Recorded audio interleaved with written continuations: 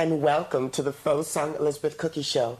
I'm the CEO and Mistress Secretary of Goddesses Incorporated and the ultimate anime mascot goddess, covering all things regarding women of the Bisoujo Senshi universe, women of fighting video games, and women of anime.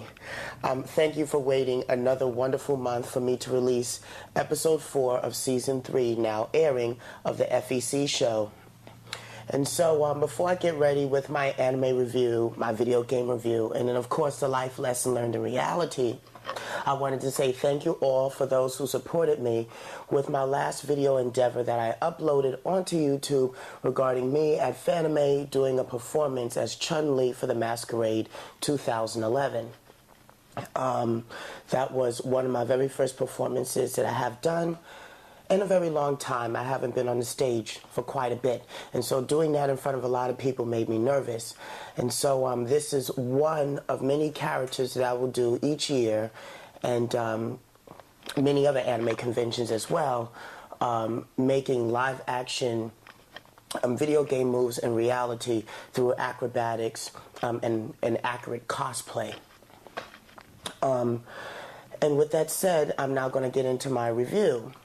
So I took some time, looked through my collection, and also looked at various anime that's actually on air in Japan right now. And one thing that occurred to me was that most of the anime between the early 2000s and to 2009, most people don't even remember, because a lot of the anime that's being watched now is either online or on cable, as we all know. And because things are spoon-fed, nobody really does the research anymore. I come from the old school anime era where I'm used to doing the research to finding, good anime. And so when I was at Fanime and most anime conventions before that, I noticed when I did my panel, Anime Name That Tune, a lot of people didn't know the music. And if they didn't know the music, of course, they didn't know which anime it came from because they never heard of it. This included anime from the 80s, 90s, and anime in the early 2000s and up to right now. So today's anime review, I decided to take a little blast from the past, but not too far, was released in 2004 by Jinyon Pioneer. The name of this anime is called Daphne in the Brilliant Blue. Of course, there's a female protagonist. Her name is Miya Mizuki, and it revolves all around her. In the far future from now, due to global warming, the Earth has resulted in all these different casualties where everybody lives on neighboring floating islands. And all these islands, there are many different cities. However, these islands that are all that's left due to Earth's changing atmosphere are all under one government control known as the Ocean Agency Society. And the Ocean Agency is the #1 government that controls everything. And Miya Mizuki, who's the series protagonist, is this lighthearted female who wants to become part of the Ocean Agency Society. And even though she's this brilliant, bright, young female, no matter how many times she takes the exam to become a part of that agency, she happens to fail. You find out as the series goes on that there's a lot of political underhanded stuff going on, that Mia is a casualty along with her brother of a long, long lost city called Elpida that was that sunk to the bottom of the ocean, and her and her brother was the last remaining survivor of that city. However, their father was a scientist who came up with this great idea that all the cities that were sinking to the bottom of the ocean could be saved by encapsulating them into this invention that he created. And because of this, he didn't want to give it to the Ocean Agency Society, and so of course they had him killed. But before he was killed, he was actually able to save their son and daughter and have them encapsulated, and they wasn't woken up until like the far distant future. So when Mia's woken up, she doesn't have any of her memories, and so her only hope in life was to become part of the Ocean Agency Society. And of course, when that fails, she's kicked out of her apartment and then forced to work for a bounty agency known as Nereids. 4 female warriors: Gloria, the sharpshooter; Rena, the sex mistress; Chitose, really good martial arts She's a nerd. She likes to eat. She's also intelligent. And then also the other martial arts expert known as Yu, who was serving time in jail but came out and rejoined the force. So Nerid's, this bounty hunting agency of 4 women, then enlists Mia Mizuki, who then becomes part of them, who she is now using this their agency as a way to eventually become part of the Ocean Society. I'm not going to reveal too much more of it. It's such an excellent anime, released in 2004 by Jinyan Pioneer. At the time that Pioneer was being seen as ADV Films' anime media rival, unfortunately in 2007, Jinyan Pioneer ceased all production to all of their anime titles. And now that anime, Daphne in the Brilliant Blue, that's this right here, has been relicensed by a different anime company. This right here is the original box set released by Jinyan Pioneer. When this was re-released by the new anime company, I can't remember what name it was. They released it in 2 consecutive box sets rather than 1, like this one right here. 7 DVDs. If you can get your hands on the original manuscript, the original one like this, I highly recommend it. If you're looking for a very good, entertaining, heartwarming story with also some good action, Daphne in the Brilliant Blue, 2004, Jinyan Pioneer. Now moving on to today's video game review. As we all know, my last couple of episodes resulted in me looking at Mortal Kombat and also Super Street Fighter 4 AE. But now with this episode, I'm looking at the King of Fighters Episode 13. Now for a while, this game, we wasn't sure if it was going to get released or not for the PlayStation 3 network and the gaming console. But I found out that the argument that was going on between, I guess, Sony and and Playmore and Sammy, the people that was involved in the creation of the game, Atlas was able to buy the license, and Atlas will be releasing King of Fighters 13 for later on this year between October and November for the PS3 platform. As we all know, for someone who knows about Atlas, really licensed RPGs. One RPG from the past that they released was Rhapsody, a musical adventure, very old game, very good game, but old for PS1, And I also believe that Atlas also released Atelier Iris. So Atlas is really an RPG video gaming company. So to see them release KOF 13 is totally out of their sphere. It's going to be interesting to see what they do with it. So let's get to the story first off. King of Fighters Episode 13 is basically continuing the Orochi Saga, which once began ages ago with King of Fighters 1995. For those who don't understand the Orochi Saga, really briefly, going back into the past, is about these 3 generational families, the Kagura family, the Kusanagi family, and the Yagami family. And each one of these families hold a sacred treasure. One holds a magic purple orb, the other family holds this legendary sword, and the other one holds the mirror. And the Kagura family holds the mirror, and the mirror is supposed to stabilize the power between the purple orb and the sword. But it is said legendary that once these 3 treasures come together, you can awaken this unstoppable god known as the Orochi Devil. And so back thousands of years ago, this the family clan of Yada, powered by Goat Nitz, was trying to reach and obtain these treasures so that he can open up the seal to the Orochi and unleash hell on earth, because him and the idealistics of the Orochi family clan believed that the human race was too weak to ever govern itself, and so they needed a higher power to take over the earth and perhaps even the universe. But at the time, Chizuru and her twin sister Maki, who was the oldest, Maki was the original keeper of the mirror, and in a death battle with Goat Nitz, sealed him away, but also died in the process. And the mirror was then transferred to her twin sister Chizuru, who's been watching over it ever since. Kyo Kusanagi from the Kusanagi clan, who holds the sword, and Ayuri Yagami, who holds the purple orb, have been part of two warring families over this power of supremacy. And Chizuru, who's been playing this diplomatic relations on trying to keep the peace between all three of their families and holding and guarding these treasures so that the Orochi will never get resealed again.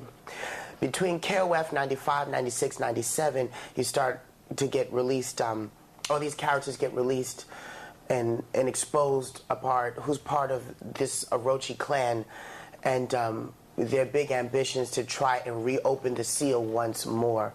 And jumping to the end of the saga, Chris, who is part of one of the Heavenly Kings, sacrificed himself so that the Orochi could take over his body.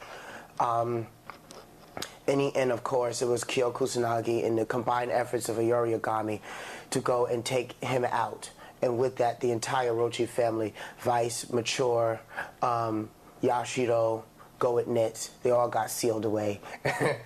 And it was thought that that was the end of the Orochi Saga because it ended it right there.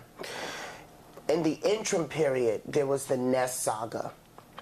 And that was a totally different storyline. That was about Zero and Ignis and his dreams of creating this army. Very similar to Bison's ambition from Street Fighter, making the perfectly genetic, ultra-mutated soldier. So that's the interim period between 1999 and then 2001, because 2002 is a dream match. So as we know, for KOF fans, every 4 years is a dream match. So 98 was a dream match, 2002 is a dream match.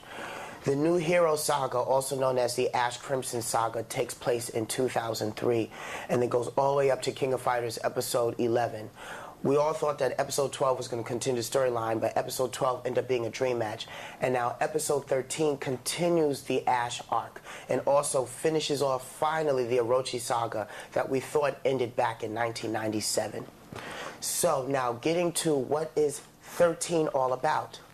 Psyche is this character who has the ability to control time and space. He is the protagonist controlling the strings behind KOF 2003 and Episode 11. He is giving orders to Mukai, who was the boss of 2003, and orders to Magaki, who was the boss of King of Fighters Episode 11. He has this great ideal that by controlling time and space, he'd go back in time and release the seal of the Orochi, cleansing the earth once more.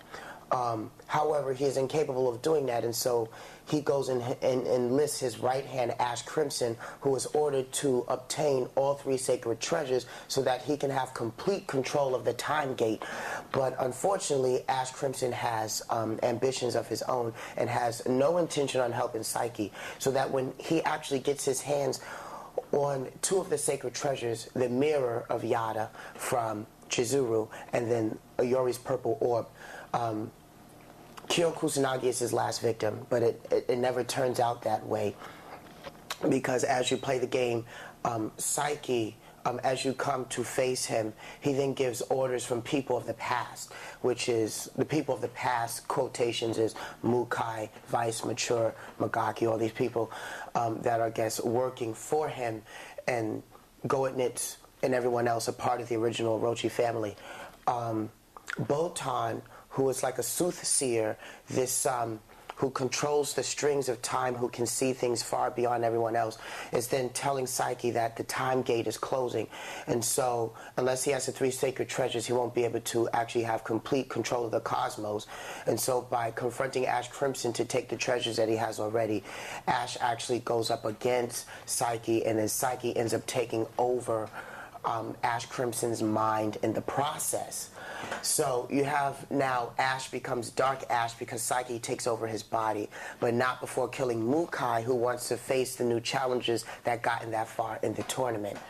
So now, as you defeat Ash, or Dark Ash, you know, he is then what little consciousness he has on his own will, beyond Psyche taking control of his body and everything else.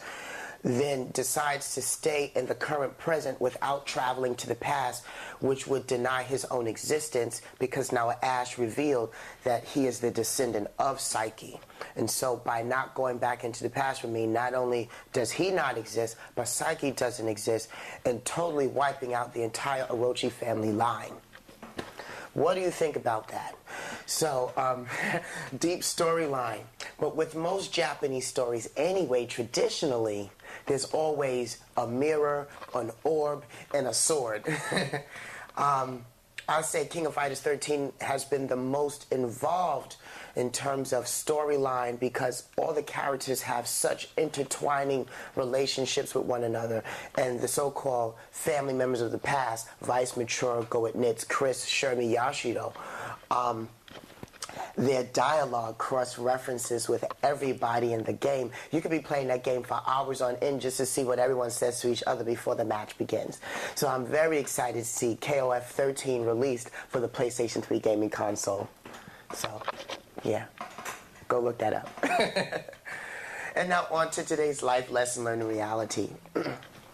Before I get started, I wanted to say that I was looking into my cell phone. I was going into my cell phone, looking at all these names and numbers, and I was like, I have a phone full of numbers, but no one never ever really calls me. How many friends do I really have in my life? How many, or are they just all associates, and are they just all acquaintances? So I took some time to say, well, I look around my apartment with all this anime and video gaming and computers and stuff, and I said, well, I'm pretty used to being alone, and I guess I've come throughout all these years to accept a lot of my fate, you know, being who I am, and what I do. And I learned that in reality, the more unique you are, yes, the more special you become to a lot of people, but the more distant you become, because the more different you are, the less people can understand you, because they have nothing to relate to, because you're so far off from what is considered normal. And so today's life lesson, the title is Learning to Accept Solitude, accepting peace within yourself. And so when I say accepting solitude and learning the enjoyment of solitude, is being able to walk outside, look at the trees, take a walk, and enjoying time amongst yourself. There'll be times where always you can't spend these moments with your friends because everybody is busy. And in a perfect world, everybody really can't spend time with one another all the time, because then everybody wouldn't be able to complete any of their goals, dreams, or ambitions, right? So in these moments that you're alone, don't look at it as loneliness, but rather look at it as a moment of solitude. Take this moment to meditate, and take this moment to say, wait, maybe I'm going to enjoy this. Treat yourself to a movie theater. You know, treat yourself to a restaurant, which I did the other day. I was right there on Santana Row here in San Jose, and it was just me, a glass of wine, and some good food at a Chinese, buffet. And I just sat there and I ate it, and of course, as normal society, I'll look and say, well, why is he by himself? Well, of course they don't understand, and most people won't understand, but you will. But the moments that you can have to yourself to meditate are these genuine moments that you can use to strategize what else you want to do in life and what else you want to create amongst, yourself.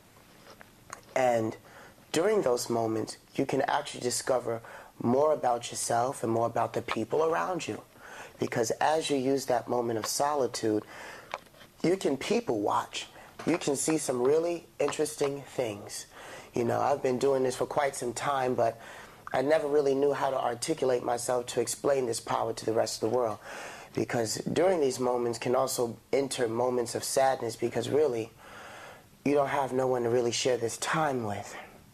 But if you can change the situation and change that part of yourself mentally, you can start to train yourself to look at different situations in life in a much more positive light. So, to the world and to all of my fans watching my video, let's start learning how to enjoy the greatest moments of our solitude by treating yourself to a movie theater, or treating yourself to a restaurant, or treating yourself to a spa. I know that as time goes by and when I get a chance, I'm going to shower myself with the most highest quality of gifts and shower myself with the most highest quality of pearls and jewels. And since I don't have no man to give that shit to me now, shoot, I'll do it my damn self. Say, Cookie!